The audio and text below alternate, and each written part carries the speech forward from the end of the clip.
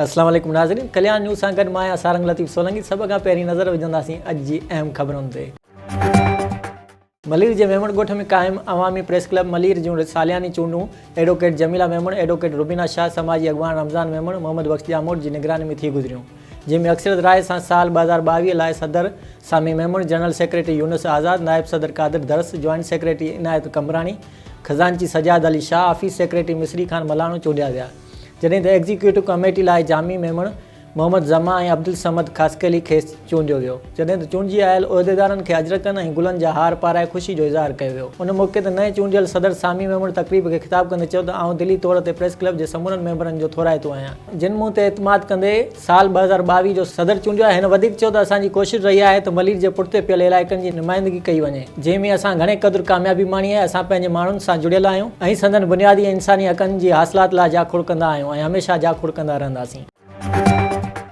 कंडियारो बिरोही नौजवान इताद पारां बिरादरी खे मुतहद करण जी कोशिश जे हवाले सां जिलानी लाखो जी राइशगाह ते गॾिजाणी कोठाई वई, जंहिंमें ख़ासि महिमान बिरोही बिरादरी जे सदर मुज़फ़र ख़ान बिरोही शिरकत कई। उन मौक़े ते बिरादरी जे चीफ सरदार मीर मुज़फ़र ख़ान बिरोही, मोहम्मद नवाज़ बिरोही, हाजी अहमद नवाज़ बिरोही, अमजद बिरोही ऐं ॿियनि शिरकत कई। इन मौक़े ते मीडिया सां ॻाल्हाईंदे बिरोही बिरादरी जे सरदार मुज़फ़र ख़ान बिरोही चयो त आउं सिंध जे दौरे ते निकितल आहियां, बिरादरी जे दोस्तनि जो प्यार मोहबत ॾिसी ॾाढी ख़ुशी थी रही आहे।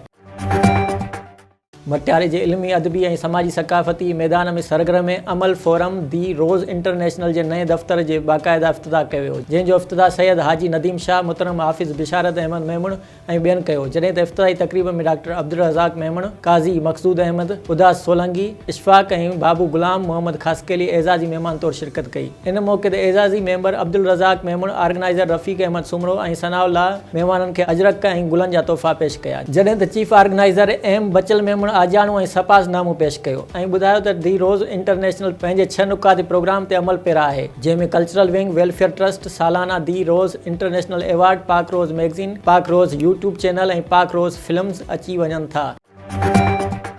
फोरम जी 9हीं सालगिरह ऐं सालाना अवार्ड तक़रीब 5 मार्च 2022 ते मुनक़द थींदी। महिमान ख़ासि हाजी नदीम शाह साहब ऑफिस जे इफ़्तिताह ते मुबारकबाद पेश कई ऐं चयो त ख़ुलूस नियत सां कयल ख़िदमत ऐं अवामी जज़्बो इबादत जी हैसियत रखे थो। गुलारची जे वार्ड नंबर 1 जे रहवासी 22 वरनि जी नौजवान रमेश पुट वाघू कोहली मुबैना तौरु घरू परेशाननि खां तंग अची ज़िंदगी जो अंत आणे छॾियो। नौजवान पारां घर जी लाट में रसो विझी ख़ुदकुशी कई वई।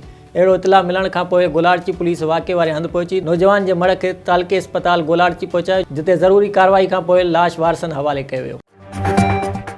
खैरपुर नाथन शाह में नेशनल प्रेस क्लब पारां असांजी कचहरी जे नाले सां सकाफ़ती मच कचहरी मुनक़द कई वई।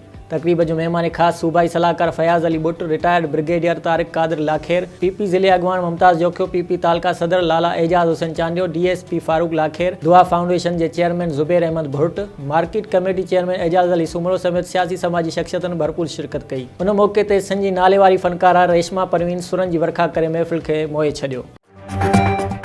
मातली माचका कबीले जे चीफ सरदार नवाब मोहम्मद अहमद ख़ान पारां सिंध जो दौरो। मातली में सोलंकी बिरादरी पारां ख़ुशी में जश्न मल्हाए रैली कढी वई। मीडिया सां ॻाल्हाईंदे मीर मोहम्मद सोलंकी, सगीर सोलंकी, मयार सोलंकी, लतीफ़ सोलंकी ऐं ॿियनि चयो त सिंध में माचका कबीले जे चीफ सरदार नवाब मोहम्मद अहमद ख़ान जे दौरे जो ॿुधी असांखे तमामु घणी ख़ुशी थी रही आहे। असांजी बिरादरी लावारस बिरादरी न आहे, असां पंहिंजे सरदार सां गॾु आहियूं, संदसि हर हुकुम ते असांजो सिर बि हाज़िर आहे।